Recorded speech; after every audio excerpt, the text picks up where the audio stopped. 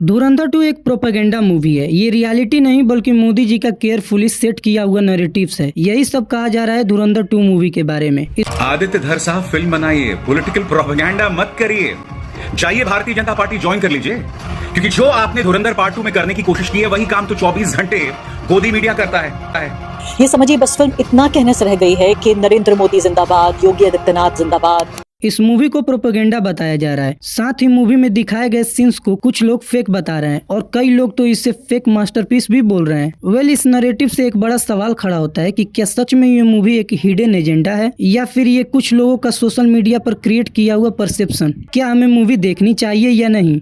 इस डिबेट को समझने से पहले आप एक चीज क्लियरली जान लो कि आज हम इस टॉपिक को फैक्ट्स और रियलिटी के बेसिस पर जानने वाले हैं। तो वीडियो को एक लाइक करके चैनल को तुरंत सब्सक्राइब कर दो। तुम हिस्ट्री उठाकर देख लो, सिनेमा हमेशा से ही पावरफुल मीडियम रहा है लोगों तक पहुंचने का। मूवीज केवल इंटरटेनमेंट नहीं होती, वो ऑडियंस की सोच को शेप करती हैं, इमोशंस को ट्रिगर करती हैं और कभी कभी आपकी आइडियोलॉजी को भी पुश करती हैं। लेकिन हर अच्छी फिल्म प्रोपेगेंडा नहीं होती। आदित्य धर के डायरेक्शन में बनी धुरंधर और धुरंधर 2 ये दोनों ही पेट्रियोटिक मूवी हैं। ये मूवी एक रियल इवेंट को दिखाती हैं, एक रियल साइलेंट इंडियन ऑपरेशंस को ऑडियंस के सामने प्रेजेंट करती हैं। मूवी का कोर फोकस ही नेशन और सिक्योरिटी के नैरेटिव्स पर बेस्ड है। इससे पहले कि हम डिबेट स्टार्ट करें, सबसे पहले तुम आदित्य धर के मूवीज पैटर्न को समझ लो। केवल धुरंधर और धुरंधर 2 ही इनकी पेट्रियोटिक मूवीज नहीं है, बल्कि इससे पहले भी उन्होंने उरी द सर्जिकल स्ट्राइक जैसी फिल्में बनाई हैं, जो एक रियल मिलिट्री ऑपरेशन पर बेस्ड है। और इंटरेस्टिंग बात यह है कि उस वक्त भी एग्जैक्टली यही डिबेट हुआ था कि ये फिल्म पेट्रियोटिज्म है या प्रोपेगेंडा। और आज वही डिबेट दोबारा रिपीट किया जा रहा है धुरंधर 1 और धुरंधर 2 के साथ। So people who label it as propaganda, I don't care about them. It is as simple as that. I really don't care about them because the whole point is that I know where it's coming from. And Indian audience is actually very, very smart.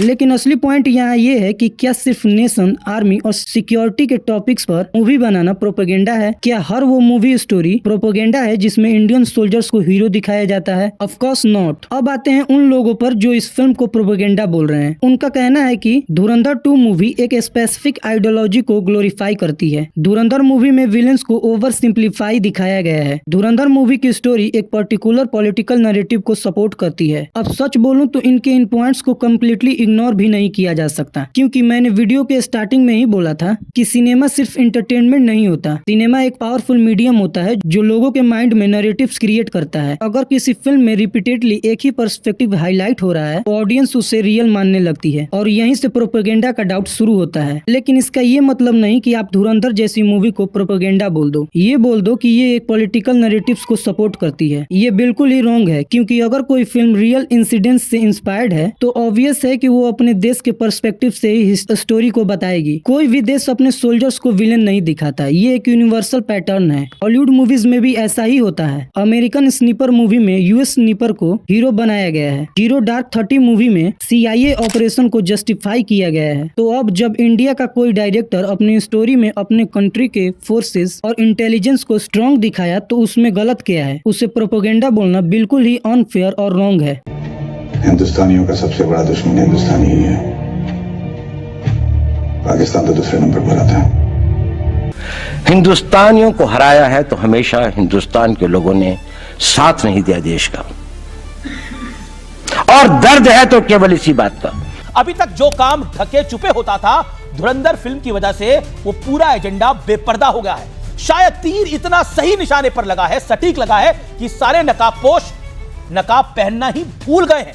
अब सबसे बड़ा question ये आता है कि क्या धुरंधर 2 में दिखाए गए सारे ऑपरेशंस और स्ट्राइक्स 100% रियल हैं? क्या धुरंधर मूवी में रियल ऑपरेशंस के साथ कोई छेड़छाड़ नहीं की गई है? इसका सिंपल सा आंसर है नहीं। सिनेमा में हमेशा से ही सिनेमैटिक लिबर्टी होता है, जहां रियल इवेंट्स को थोड़ा ड्रामेटाइज करके दिखाया जाता है ताकि स्टोरी इंगेजिंग बन सके। धुरंधर 2 भी इसी रूल को फॉलो करती है। ये 100% रियल नहीं है, बल्कि ये एक सिनेमैटिक एडेप्टेशन है एक रियल ऑपरेशन का। जब कोई ऑपरेशन क्लासिफाइड होता है तो उसकी कंप्लीट डिटेल्स पब्लिक के पास नहीं होती, और जब इंफॉर्मेशन इनकम्प्लीट होती है तो लोग अपने अपने नैरेटिव्स बनाना स्टार्ट कर देते हैं। और वही हो रहा है धुरंधर 2 मूवी के साथ। सच ये है कि हर इंसान अपने बिलीफ्स के अकॉर्डिंग ही कंटेंट को जज करता है। अगर कोई ऑलरेडी पॉलिटिकल सिस्टम पर डाउट करता है तो उसे ये फिल्म प्रोपेगेंडा लगेगी, और अगर कोई आर्मी और नेशन पर ट्रस्ट करता है तो उसे ये फिल्म इंस्पायरिंग लगेगी। लेकिन यहाँ एक इंटरेस्टिंग चीज नोटिस करने वाली है कि जब हॉलीवुड मूवीज अपने सोल्जर्स को हीरो बनाती होती हैं तब उसे कोई प्रोपेगेंडा नहीं बोलता, लेकिन जब इंडियन सिनेमा अपने कंट्री के फोर्सेस को हाईलाइट करता है तो सडनली प्रोपेगेंडा का लेवल लग जाता है। क्या ये किसी मूवी के साथ डबल स्टैंडर्ड नहीं है? हर फिल्म का एक अपना इंटेंट होता है, लेकिन उसका इम्पैक्ट ऑडियंस डिसाइड करती है। धुरंधर 2 का इंटेंट हो सकता है पेट्रियोटिज्म को हाईलाइट करना, लेकिन अगर कोई उससे प्रोपेगेंडा समझता है तो वो उसका पर्सनल इंटरप्रिटेशन है। इस डिबेट का फाइनल रिजल्ट सिंपल यही है कि धुरंधर 2 एक प्रोपेगेंडा मूवी है या नहीं, ये कोई इंसान डिसाइड नहीं कर सकता। ये डिपेंड करता है ऑडियंस की थिंकिंग पर। ऑडियंस इसे इंस्पायरिंग पेट्रियोटिक फिल्म भी मान सकती है या एक बेस्ट नैरेटिव मूवी भी, लेकिन बिना समझे बिना एनालाइज किए किसी भी फिल्म को प्रोपेगेंडा बोल देना शायद उतना ही गलत है जितना बिना क्वेश्चन किए उसे सच मान लेना। अब आप बताओ, आपके हिसाब से धुरंधर 2 क्या है, पेट्रियोटिज्म या प्रोपेगेंडा? कमेंट में अपनी ऑनेस्ट ओपिनियन जरूर लिखना। तब तक के लिए हर हर महादेव।